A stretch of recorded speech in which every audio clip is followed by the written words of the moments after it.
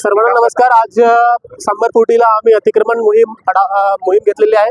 ह्याच्यामध्ये जे काही बांधकाम आहे ज्यांच्याकडे अधिकृत परमिशन नाही आहे, म्हणजे तुम्हाला कुठलाही व्यवसाय करायचा, धंदा करायचा, असाच कुठेही पात्रा मारून करू शकत नाही। त्याच्या एक पद्धत आहे, महानगरपालिका अधिनियम आहे, शासनाचे काही नियम आहे, त्याप्रमाणे तुम्ही परवानगी घ्या।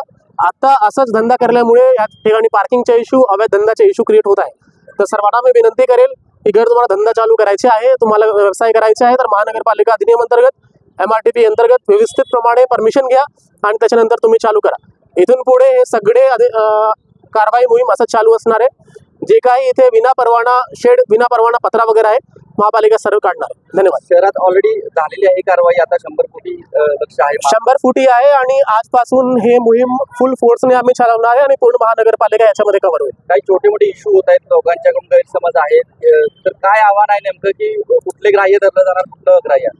जे काही लोकांकडे बिल्डिंग परमिशन म्हणजे त्याला बांधकाम परवाना म्हणतो आपण, घर ते आहेत तर त्याला सोडलं जाईल।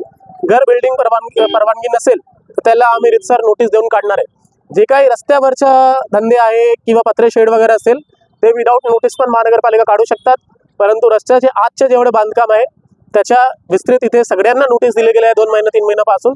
तरी आज आम्ही मोहीम सुरू केले। काही लोकप्रतिनिधी हस्तक्षेप करायचा प्रयत्न करत, तर त्यांना काय आव्हान आहे? त्यांना पण आव्हान आहे की महापालिकेला कायदेशीर कामात सहयोग करा। धन्यवाद।